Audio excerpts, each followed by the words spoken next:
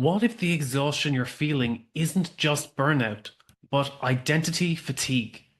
In this episode of Give Yourself Some Leeway, I'm joined by Dr. Gayle MacBride, psychologist and co-founder of Veritas Psychology Partners, who helps high performers understand the hidden pressure of constantly performing at work and in life. We explore the signs of identity fatigue, how the language and stories we tell ourselves impact stress, and why authentic, vulnerable leadership is the key to building healthier workplaces. If you're a high achiever, leader, or someone navigating constant pressure to perform, this episode is for you.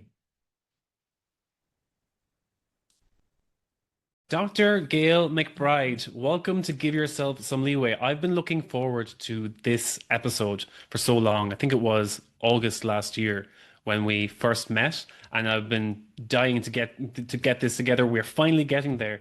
It's the way with these podcasts. I've met people so long in advance. I mean, like, yeah, we'll get this episode sorted, and some people get forgotten, or they go, "Oh, he hasn't contacted me." Oh, like life gets in the way, and it just never happens. But I'm really delighted that we finally got this to work. Me too. You sent me the email saying we're ready to go. I was like, I'm jumping on that. Let's do this like in 2 days' notice. So I'm excited to be back with you to talk about burnout and contribute to, I think, the collection of information that you've been pulling together to share with people. So thank you. Gail, what is it that you do for our listeners? What is it that you do, and w- what got you into that line of work? I mean, it's a really great question, and maybe it's one that I can sort of answer in a maybe in a nonlinear way that kind of makes sense. A couple of years ago, a business partner and I started Veritas Psychology Partners as two clinicians, really finding ourselves in a space where we're doing a lot of work with high performing individuals who are exhausted, right? And wanting to make sure that they had good quality care that they could rely on. So we started this practice where we really try to manage our own caseloads so that we can be fresh and available for the people that we serve, managing our own, levels of burnout in terms of being able to help others with theirs. And so that's why we started this company. Prior to that, I worked in corporate healthcare. And, again, I think this is not burnout and just kind of that overall level of stress on our systems is not unique to high performing individuals, right? I mean, we see this across the medical system because we have so much that's coming in at us at any given time. Our society moves at an incredible pace, and I think it's really hard to keep up with. So this is where we started to see that in the corporate healthcare space. I would say, for me, and how did I get here? That is a strange thing that maybe is going to relate to the conversation that we're going to have around identity. Because I would have told you a long, long time ago back in high school, I'm going to be a psychologist, but I had a really different version of what that looked like in my head. And I have, I think, been very lucky to have some wonderful mentors to tell me say yes to different things so that it created some flexibility in my path. And I've had a diversity of experiences because of that, where I think if I had continued to drive at one identity in this sort of relentless kind of way, I think it would have been to my detriment because I think sometimes we don't know where that path is going to lead us, and to force that path and to make that path look a particular way is really detrimental to, I think, our well-being. And being able to be flexible and answer the call that's in front of you creates a totally different path. I'm going to be honest with you. I didn't think I was going to own my own business. I didn't think I was going to be doing psychotherapy in this way when I was a baby psychologist. And before that, I thought I was going to be a forensic psychologist and testifying in courts and working with individuals with severe and persistent mental illnesses. And that is just the farthest cry from what I do now. And what is it that you do now? And why did you think you wouldn't find yourself in that line of work? Honestly, I didn't know truly how rewarding this line of work would be. And so, to in a clean nutshell, I'm a therapist, right? You sit down with me weekly or every other week and you're talking about, anxiety and sleep and relationships and just general life stressors, parenting stressors. How do I cope with all of these things? And I know how my brain works. I put these things together in ways that is really heavily cognitive. Like, let's think about how you're interpreting this. What does this mean to you? And I spend my time talking with people about how they put their worlds together, how they understand themselves, how they move through it. And then together try to what I think of as sort of collaborative decision making around what could be different in your life so that these things didn't create that drain or didn't create this set of symptoms for you. So, I mean, in the smallest nutshell, I'm a therapist, and in a more granular kind of way, like I am your coach to help you do and think differently so you feel better. I love that aspect of the coaching you say as well, of being a therapist. It's like, because we all experience um, our lives differently. Our worlds are shaped by the words we use to describe ourselves, especially the critics that we have inside our own head, telling us what to Mhm. do, or what's that voice in our head that's guiding us. And sometimes it helps if we have an external influence, such as yourself, to be like, is that the voice you really should be listening to? Maybe it helped you when you Right. were 4 years old, but in your 30s and 40s, is it still helping you the same way? Yeah, no, I am so lucky to have that ability to be at that 10,000 foot view for the things that, sit right in front of people's faces. And, you don't have the same perspective. And sometimes I can teach you how to pull yourself up out of that and get your own 10,000 foot view. And that's a point where I really value that therapy can be done when that's, reliable and feels like, a skill you have.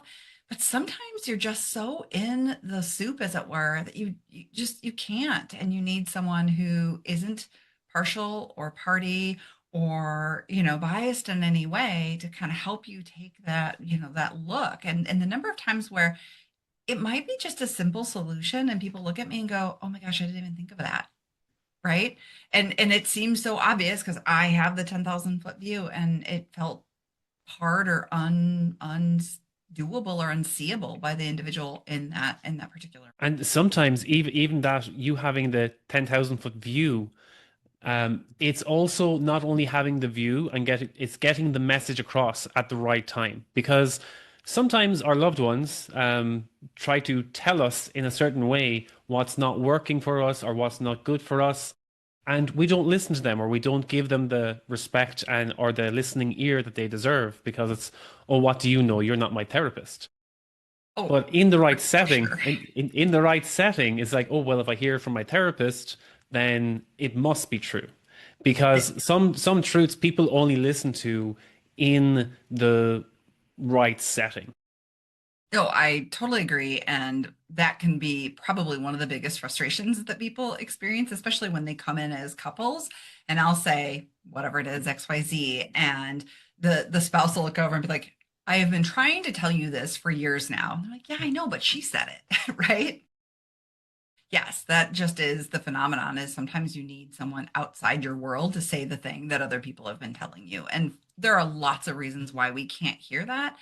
And it doesn't mean anything other than someone too close is telling us, right? And we need that distance. It's kind of like when my oldest was learning to swim and I thought, I'm a good swimmer. I'll teach him.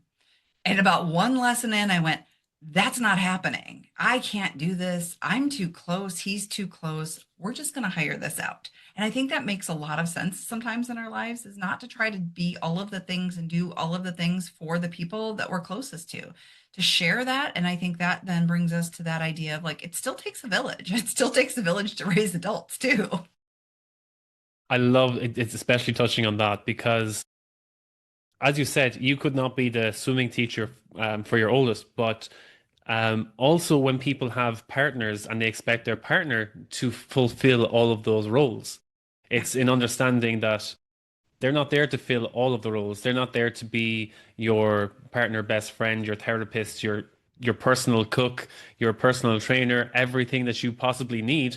Is That's not what your partner is for. That's not why you choose them to be your partner. But I feel that in this day and age, people don't have that sense of community, or they feel that they need to be um, independent in such a way that they only have a small circle of friends and don't ask for help. And as you said, those roles that cannot be fulfilled by one person, people feel that they must be fulfilled with one person or else they're not the one. Right. And I mean, this takes us down maybe a little This different is rabbit definitely a hole. tangent. It's a tangent, but it's kind of an interesting one. And I'm gonna mess up the name of the podcast, but the name of the episode is something like when did marriage become so hard? And so I just want to acknowledge the fact that what you're saying is really true in part because we've adjusted our expectations around what it means to be in a loving partnership. And we have put so much onto that other person in a way that 50, 70 years ago it didn't look that way. And, 150 years ago, it didn't look that way. Our expectations around this partnership have now drifted toward what I think of as like that rom-com version of a relationship. You are my everything, you complete me. Like we have these thoughts and these sayings. And so I think it does restrict us to either I have to deal with it or my partner has to help me with it. And, what this podcast does a beautiful job of is talking about how when we alter those expectations and we have a go-to other person outside the relationship for to help us meet other needs and disperse that a little bit, we actually can increase our happiness with our romantic relationship because now they're not trying to serve all of the roles and we've more appropriately adjusted those expectations. That's why we're becoming sort of more disappointed is because they're not meeting this really high need. When we have it, it's great. But if we can appropriately adjust that, then we're quite happy with what we have because it's meeting those expectations. I guess, does that tie into the identity fatigue then? Because some people feel that they need to have the identity of the jack of all trades or the master of all trades in some ways, that they need to be, as you said, your everything. They need to be the go-to person for everything. And even when they cannot fulfill that, they feel like, oh, this is going to break my facade. Yeah, I mean, I think so. I think we have expectations of ourselves, we have expectations of others, we have expectations that we think others hold of us, right? I mean, this is a really complex dynamic that we hold. And to our earlier point, it exists in our head, right? And it's the stories that we tell ourselves about these roles and these identities. And when you have that idea of I'm the strong one in the family, you start to internalize that story. I can't break down. I can't ask for help. I have to handle this on my own. I have to have these answers. And you begin to isolate. Humans are not meant for isolation. We're meant for social connection. And I think you are taking on such a heavy burden sometimes that it does create sort of even just at a very nervous system level fatigue. No one can be on and in that kind of stressful story for prolonged periods of time without getting some rest and some ability to throttle backward. But it's really hard to do when you have the identity of, let's say, the strong one or the fixer or jack of all trades or whatever that is. And how do you recognize if someone has, let's say, kind of fatigued themselves from this, let's say, identity fatigue, as you say, from building identity over a certain period of time, and next thing, uh, things start to fall apart. How do you recognize those signs? Is there a way of seeing it happen to other people when it starts to crumble? I think it looks like what you would expect it to look like, right? I mean, it's the classic signs of stress, often starting with sleeping well, right? I'm waking up too early in the morning and can't go back to sleep. I am fatigued even though I did sleep all night long. I'm moody, I'm irritable, I'm snappy, I'm eating more than usual. Like it can be, any number of things. I'm feeling sort of restless. I'm not recovering after a weekend. I'm going into Monday feeling, just dragged out and terrible. So, you're listening to maybe your partner or your friend and you're hearing these kinds of things crop up. I think you hear it in their stories. You hear the way they talk about themselves, the way they talk about other people. my job puts me in a unique position because I hear that. That's my job to like pick those stories out. But I don't think that what I do is necessarily terribly unique, other than I have the time and the space that's dedicated to sit down and to listen for those things. But these are not new stories. People aren't telling me these things usually for the first time. They're saying them out there in the world. Others are just not catching them and realizing, oh, this is a really important flag. We need to be doing something with this, or I need to be supporting my partner, or letting them know, hey, I'm worried about this thing, because they may not be seeing it too, right? Yeah, as you said, reaching out to your partner to say, "Hey, I'm worried about this thing." Hmm. Do you think if someone has their identity for so long and you're catching the signs of it breaking, or where they're getting stressed, or it's like it's a performance in a way that people Hmm. kind of might pretend to be more extroverted or more sociable than they feel comfortable in. So they put on the performance while they're in a certain environment, but then they might be more, as you said, snappy when they are at home and be like, oh, the idea of going outside again to put on that performance, I just don't have the social battery for that. And as a Hmm. result, they're more fatigued when they come home. To approach someone then to be like, hey, what's up? Do you think that they would just stonewall and be like, oh, this person is trying to break my identity or my performance? I mean, they There's two certainly ways it can can. go. Yeah, sorry, go ahead. Yes. No, it is. I feel that there's two ways it can go. They can either open up. I guess it comes back to emotional intelligence. It depends on how that person is going to respond if someone asks them, "Look, is there something going on? I'm worried about you." Yes, and I love how gently and, calmly and lovingly you're proposing to talk to your partner, but the reality is very often, these things are slowly accumulating, and it maybe isn't approached as lovingly and softly as your suggesting, excuse me. It may sound like, what is up with you, right? And so you get this harsh startup and shut down because your partner may be feeling this creep of the stress kind of building in your lives. And this is not something that just shows up one day and you go, oh my goodness gracious, honey, what's going on today? This is like, oh my gosh, the last months, you've been just a bear. And so I think it's hard as a partner because it's so insidious that you don't know when this thing began. All you know is your partner doesn't have any energy for you anymore, or is snappy or irritable or whatever it is, and you're fed up. So emotional intelligence would be great, and we should always approach our partner with that softened startup. But I think that's also a really big ask. And I love what you touched on there as well was the partner's narrative on how they take that on is they say, "Is it me?" Because it's only when they come home to me that they're so irritable and they'll see it as a personal reflection. When it could just simply be that the person is so drained from putting on a performance in the office or out in the workplace all day, and they feel when they come home they just need to switch off. And if they're still hiding that identity from their partner, if they say, "Oh, well, I'm the social butterfly," when they really are not, and if they feel that they cannot confide in their partner to say, that's work me and this is home me, Mhm. that I can see that's where the tension can build up also. Yeah.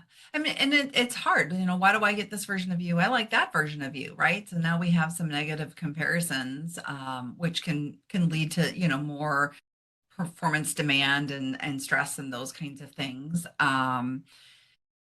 I think even if let's say you do have that very, loving, hey, I'm noticing something's not quite the same. How are you doing?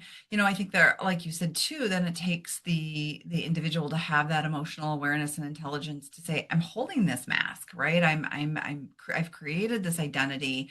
I'm holding on to it for a reason, and really being willing to identify it and then be able to set it aside. I think sometimes we don't even fully realize that we have created and put on this mask and take it off, right? I mean, we code switch or social masks or whatever, you want to talk about. And we can do that so reflexively that sometimes we're not even aware of our own patterns. And so all we know is I'm home, I'm beat. And we maybe don't think about it much deeper than that, and how to fix it. So even if our spouse comes to us, maybe we don't see it, we don't get it. And it's one thing when our spouse is the getting the brunt of it, but what do you do if it's someone in your workplace? If this is someone that you may not have the relationship to say like, what the hell is going on with you without it, possibly risking your standing in the workplace. But those tensions can build up too, and we can dismiss them or ignore them to avoid conflict, but that conflict avoidance builds up tension over time, or it can affect work relationships. And it's how to approach that in a safe way, where you don't risk your own relationship in the office. And also, I guess is it your place to point it out, or do you find a way around it to get the help that they need, or is there like a workaround way? I It's a mean, touchy that t it's subject when it really comes to the touchy. workplace. It is so hard, right? Because we don't have that intimate relationship with those individuals where we feel that level of responsibility. But I do think it probably, as much as anything else, also boils down to work culture. And what does our particular workplace support in terms of our mental and emotional health and how we interact with our coworkers? I think there are some very emotionally intelligent workplaces that would say absolutely, these are your people, and we have a responsibility to hold each other up and support each other. And if you think a coworker is not doing well, feel free to say, hey, it looks like maybe you've got a lot on your plate right now. Is there something I can do to support you? What's something I can do to help us get the win here on this team this week? Those kinds of, maybe more gently couched conversations without saying like, you seem really stressed, you're the problem, right? But there are lots of, I think, workplaces that wouldn't allow for that. And so then what happens is you get this really um, tough situation, I think, where, we like this idea of a 360 review, and now your colleagues are saying, oh, so and so is so grouchy all of the time. They need a better attitude. It comes off really accusatory. Now you're hauled in for your annual review where your bonus is, hinging on this, and all of a sudden you're getting feedback from your boss that your attitude stinks. And like that doesn't feel like we're lifting people up or supporting them. Um, and I think that is a problematic workplace, kind of culture. And I think, I probably say 360 review with a little bit of an eye roll as I say it, because I don't think we're really truly given opportunities to review the culture that we are working in. It's handed down. We're told what this looks Mhm. like. And we're not really giving feedback up that corporation to say, here's how my boss is supporting me, and here's how my boss is supporting, and creating an environment for positive mental health. And why would we do this? Well, especially in American work culture, I think we're still trying to wrap our heads around this. Fundamentally, we need to understand that this contributes to the corporate bottom line. If we're interested in making money as an organization, then we need to prioritize employee well-being, because we know that absenteeism, poor mental health, stress, fatigue, all of those things actually cost us money.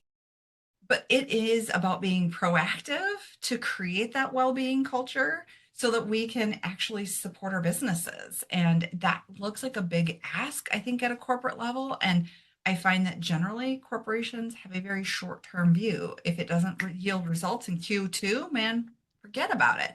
But we're talking about investing in people years down the line to create that stability and the ability for an employee to put their hand up in the air and say, I need a mental health day. I can't come in today. I'm just I'm not, worth much at all. I'm going to be distracted. My concentration is shot. I am irritable and growly and like, let me take a day. We don't have that as at least as a norm here. And wouldn't that be grand? Because then that employee feels supported to say, yeah, I come in as a whole person and I have mental health needs and this is how I'm going to meet them before they spiral out of control. And then I'm snapping at the guy in the cubicle next to me. Yeah, it's a few different analogies of how I see work culture, and one of them Hmm. is where people say it needs to come from the top down, and others people Hmm. say it comes from the bottom up. And me being a food scientist, I always think of any fermentation process, and it's the enzymes that are fermenting. The Uh-huh. let's say we'll use beer or wine as an example, and the enzymes you can either put in yeast as a powder, or you can get these isolated. The enzymes come in like small balls, so they use like calcium and sodium alginate, and it makes the kind of like little gel balls. Kind of, they look Hmm. like caviar, and Yeah, then yeah, that I can sits imagine. Yeah. they sit at the end of the barrel and they are breaking down the sugars to make alcohol. So it's Mhm. really the enzymes at the bottom that are cultivating the culture, that are making the changes, but the food source needs to come from the top down. So you need Mhm. to add the sugar from the top that comes down through the liquid so that the culture at the bottom can work. So that's how I see it, that yes, you can feed it from the top down, but you Mhm. need to cultivate it and let it grow from the bottom up. It's what you're saying is it's a both and. Yeah. Yeah, for sure. Because if you can say all of these things and put it in the programs, but if you don't have the staff engaging in them and utilizing those resources, then they don't work either. 100%. And that's kind of why we're here. Is it's just like, how do we Yeah. make these changes or get people to listen? How do we get the people to feed from the top?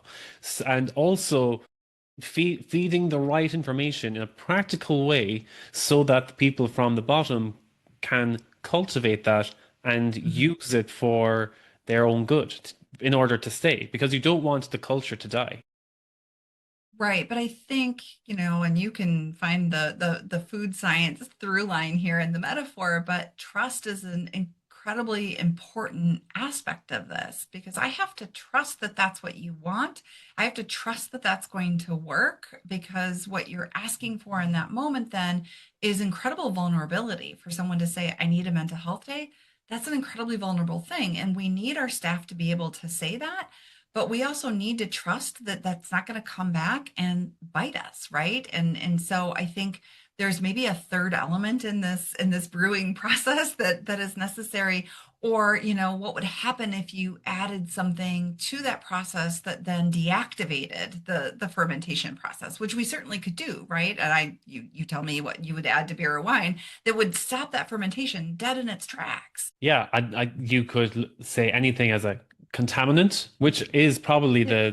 any form of contamination is breaking that trust. Hmm. So it's Hmm. where they see, oh, well, someone could say mental health day, but it's really a hangover, or it's them taking a long weekend. That's an element of trust where it's like, okay, we're offering this so that because we care about the culture. But if we see that as being abused, then we're going to have to reiterate. But you kind of need to, let's say, offer the hand first and say, look, we're willing to support this as long as it doesn't get taken advantage of. Because and also to lead by example, that it's like, look, we'll do this for you. In return, we want to make sure that you're working at your best capacity. But if we see that it's being abused, then just like any relationship, once you break the trust, it's hard to mend it again. Yes. And I would push back a little bit. So, what if someone calls in and says, I'm hungover, I need a mental health day? You tied one on over the weekend, you had a great time. Fun is an essential part of our life. Now, to your point, let's not abuse it. Every Monday, you can't call in hungover. But maybe that's okay. And maybe it's okay that I took a mental health day because I wanted a long weekend with my partner and we were going to take a little road trip and get away. Isn't that part of mental health? Isn't that part of fun? Like maybe that should be supported in that model.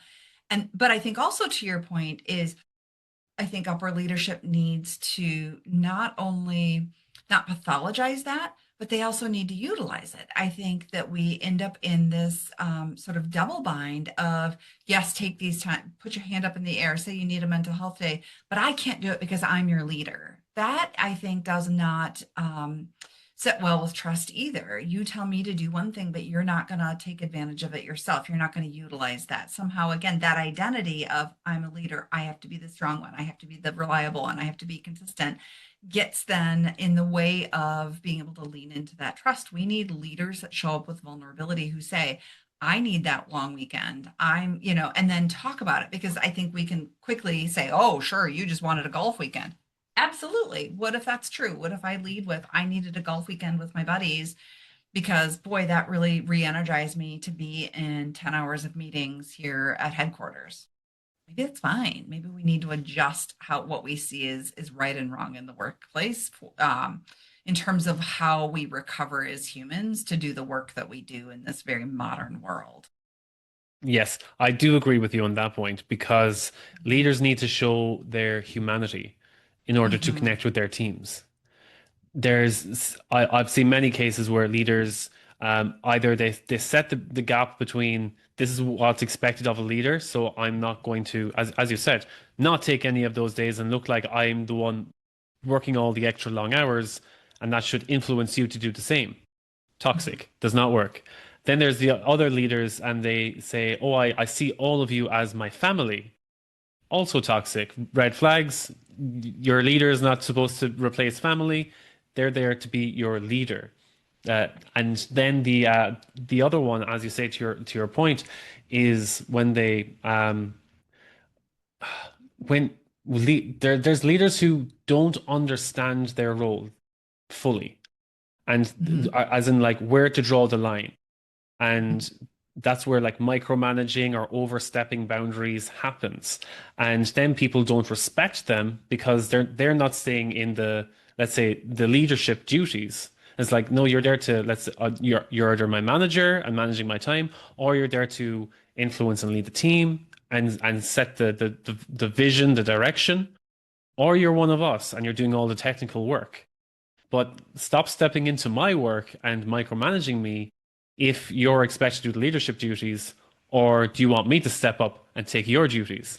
And it's trying to let's say, kind of, it comes back to the identity. I feel that if a leader feels that their identity is being threatened, that they try to establish other identities. Like, I'm not just a leader, I am your family, I am your friend, I am one of you guys.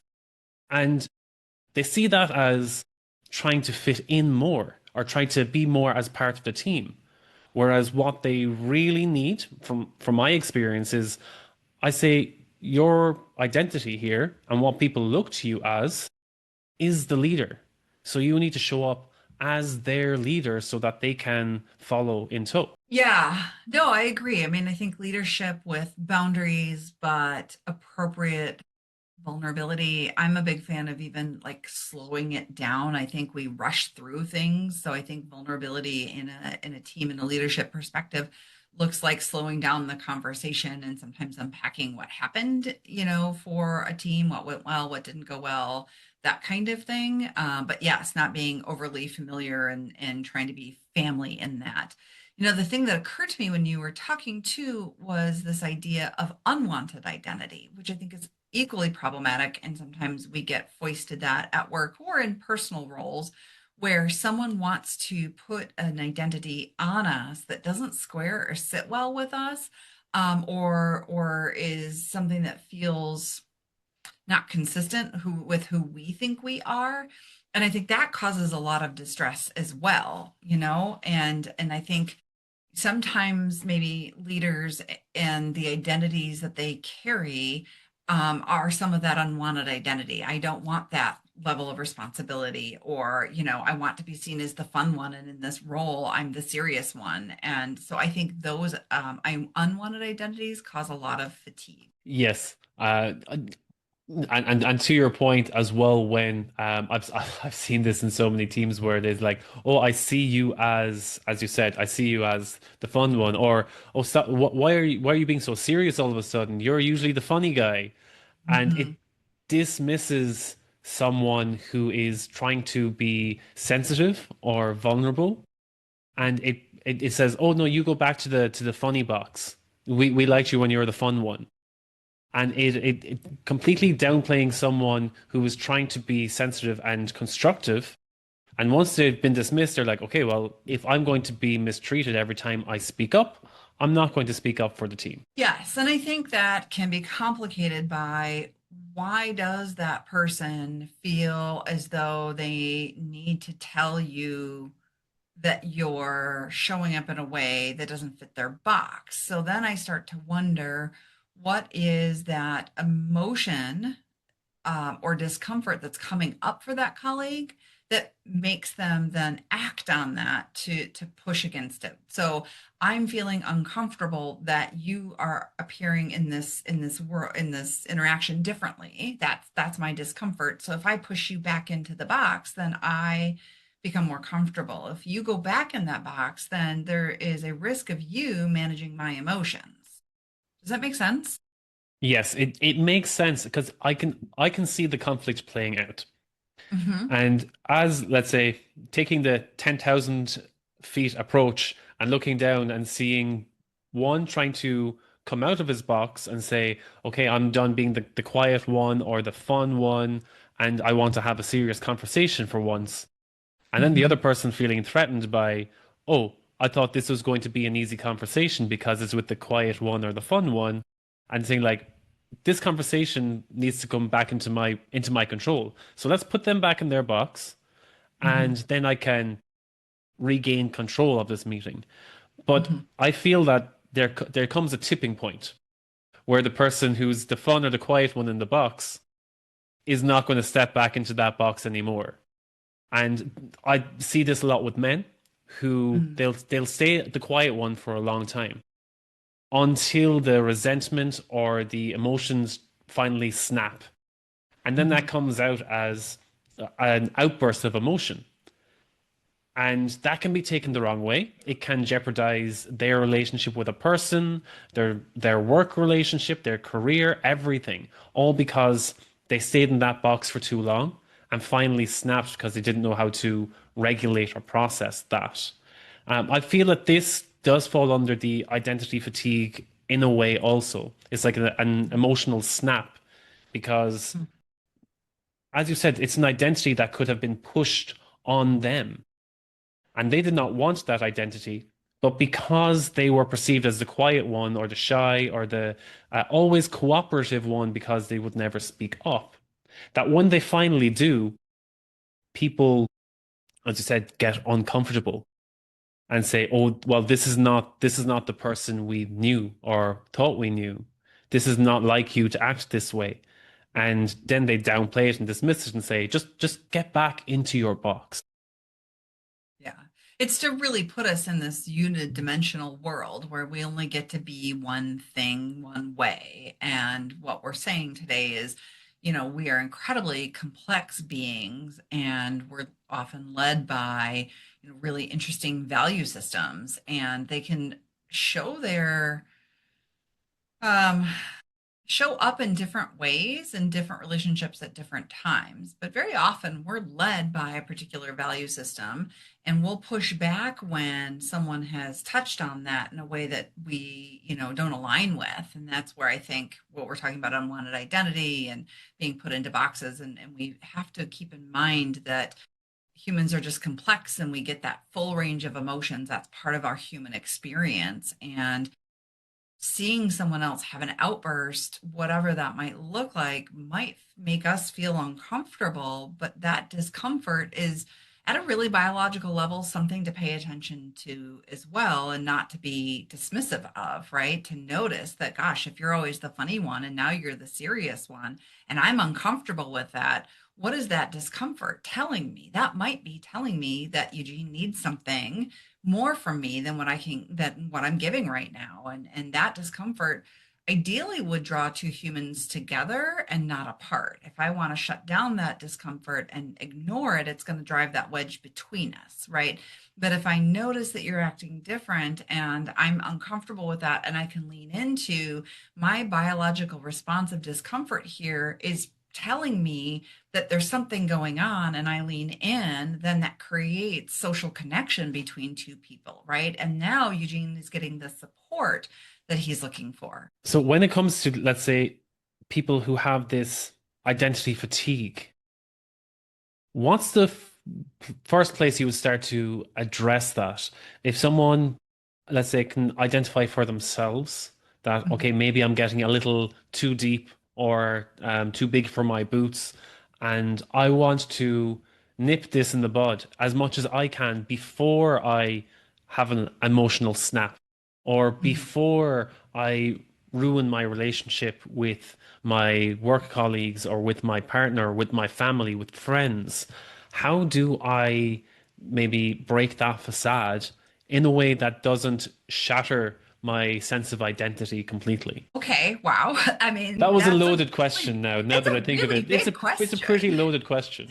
No, I appreciate that. I think it depends. As a therapist, I mean, that's the answer, and that's the frame I can give you. But I think, even more granular than that is I'm a cognitive behavioral therapist, and so I think any given therapist that might be sitting here with you would say, well, here's the framework that I would use. So my framework would be through that cognitive behavioral lens, and if someone came in and said, "Gosh, I know that I tend to be, a bit high-handed with my team, and a little bit, that way too big for my boots at home," we might just, start with exploring. Okay, well, what's telling you that? Where are you noticing? Where is this showing up? We might spend some time talking about the good that it served, right? Your greatest strength is your greatest weakness. If you're coming in and saying this is a weakness of mine, when has it served you as a strength?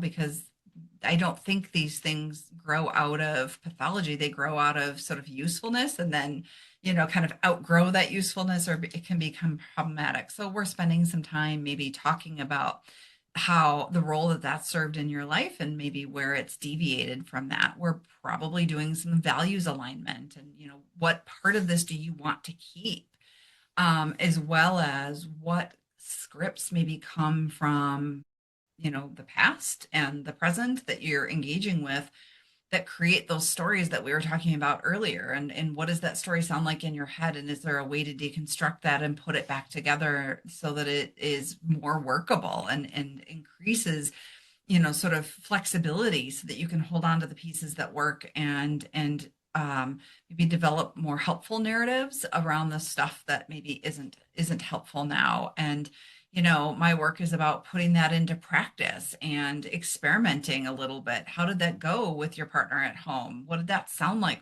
next time you talked with your colleagues?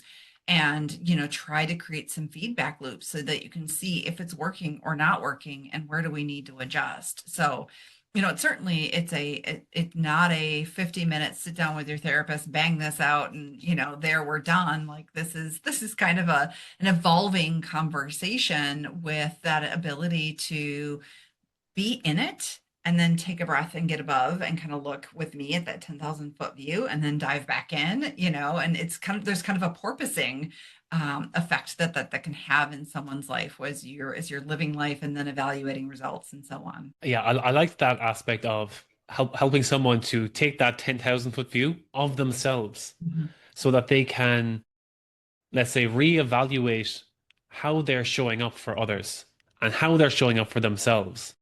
I like how we touched on the story element as well, because the stories we tell ourselves are like, it's like the computer code of our life. And once we change the words that we use to describe ourselves or how we describe what we do, there was a great example of this last week. There was an episode of Alex Hormozy being coached by Tony Robbins. And Alex Hormozy, I've been telling everyone about this lately. Alex Hormozy starts off with like his usual like business talk, being like, "Oh, this is your success, everything." But Tony Robbins decides, I could do a business talk with you and talk about success, or I can coach you live. And he really digs deep on Alex Hormozy and how the words he used to shape the work he does. He was like, no, this is not working for you. It's not going to work for you long term. Because Alex said something like, I built $1 billion empire. and I feel nothing. I feel empty. But it's my duty. I feel obligated, and everyone needs to know, and I have to be the one to teach them. And Tony was like, no, no. He was like, this is all wrong. And straight away, the first thing he did was like change his language to say, this is not your obligation. It's not your sense of duty. This is your sense of contribution. This is what you would like to contribute to others. And you don't have to do it. You choose to do it. Mhm. And in making these small changes, you start seeing light bulbs going off in Alex's head, being like, Mhm. it's like live on camera, being like, oh, that's what I've missed out on. That's what I've been neglecting. And also the fact that he was so open to that coaching as well. Whereas you might have a lot of people in that space who are like, nah, I do it my way or my way or the highway. Mhm. But you could see how open he was to seeing the different perspective that Tony Robbins was giving him, and then kind of being like, I can reevaluate on that. And I'd love to see where he is 6 to 12 months from now if he takes this advice on. But it's so funny in the comments, everyone was saying, okay, Alex is going to have a kid because of this conversation. It's like this is what's going to happen. But it was exactly as you said, helping people to have that elevated view, the outside view perspective of of what their identity is and where that road will lead them if they continue to feed it that way and shape their world that way. But also see you don't have to shatter that identity completely. There are aspects, as you said, that align with your values. And you can still keep those values, but you can do it in alignment with the person who you want to be, aligned with how you choose to show up in the world. Are there ways or skills that you may need to improve? Yes, but you can be open about that. My communication skills might not be great, but I'm working on it. Mhm. My interpersonal relations might not be the best. Some people might really get on my nerves, but I'm working on it. I can handle them in small doses for now, and you can be a little bit open about that, but people will see it as, okay, I can handle people in small doses. I'm not going to be having lunch with them every day, but I'll be able to tolerate them in smaller doses so that it won't cause tension down the line. It won't cause tension with the team. It won't tear the team apart. And over time, you're like, okay, I'm improving, I'm growing in this role, I'm improving on the person who I want to become. And it's the choices that I make. These are all ways that we can shape our reality to the way that we want it to be, rather than having that identity. I feel some people attach their job title to their identity, and they feel, oh, this is not how an engineer shows up. This is not how a receptionist or an administrator or a specialist or a CEO is supposed to show up in their role. And they feel that they let themselves down if they don't meet other people's expectations or standards that other people may have never mentioned is all just in their own head. Yeah. Yeah. And I think the thing that really also bears kind of highlighting, but you're alluding to, is this is not a one and done, kind of introspective exercise. It is something that when you have noticed that that narrative that you have is no longer serving you, it's about continuing to implement the skills of, sort of awareness and practice and review on an ongoing basis. And so, in your example, if you're not someone who has really great communication skills, but I'm working on it, the aspect of that is I'm working on it, and it has to be active and it has to be continuous, because otherwise what happens is we see people backslide and say, oh, well, therapy or whatever didn't work for me. Well, sure, but these are tools that we're learning, but tools that we have to live with and continue to implement. I think that's really important. And the other thing that you said that really struck me is I think it's our tendency to introduce ourselves with our identities, and identities often being that of our career. And I think this is something that I have found myself really being conscious to get away from, especially when my kids were little and I would meet other parents at the daycare, right? The temptation is, hi, I'm Gail, I'm a psychologist. Or, what do you do is the question that you ask right after someone's name. And, there are times where I have found that I have known someone for years and I couldn't tell you what they did for work. And quite frankly, I kind of don't want to know, because it, I think, does tend to narrow our view of those identities and who they are. And it can get in the way of deeply knowing, another individual. Yes, I love that. I did a workshop last year where I was helping people to communicate, let's say, to build deep, meaningful connections with others. And I banned the question, "What do you do?" And I said, replace that with, "What brings you here?" Mhm. And that way you're going to connect with that person as in the present, not who they've been all their life and where they grew up and all this. I was like, find out what they're doing right now. I was like, what Mhm. brings them here to this event tonight? And then straight up afterwards, when they were having snacks and drinks afterwards, first thing I could hear all of them saying was like, "Okay, now what do you do?" Because I want to put you into that box. Hmm. Hmm. It's So hard not to yeah, ask it it, was but so I hard. invite your listeners to try that. If you do nothing else after hearing this conversation between the two of us, challenge yourself. The next person you meet, don't ask them what they do, maybe ever. Ask them about their day. What do they enjoy? What kinds of challenges do they face? But maybe not ask them for the label of their profession. Gail, if someone was to have the TLDR of this conversation, what would you tell them? Well, I think it's about intention, and it may have even been in the early conversation that you and I had during the summer. I am constantly struck by, and I'll probably mangle the quote, but hear me through the idea that Dolly Parton brings. I adore her. I think she is a really intelligent, savvy businesswoman who has an amazing, music empire. But what she built that on was authenticity and identity. Know who you are and be that on purpose, right? And it's about that intentionality, and I think it's about introspection. And say what you want about her look, she embodies that, and she does it purposefully. No one is going to tell her who she is and how she has to show up. She's not suffering, I hope, under a misapplied label or identity. She has embraced that, and she has built her empire with that. And what you don't see very, I think, as obviously is her generosity and her philanthropy and all of these other aspects of who she is, because she's been so clear about her identity. I don't think she's fatigued in that at all. I think she's just getting started, which is wonderful for a woman in her place in life. Awesome, Gail. That was brilliant. Thank you so much.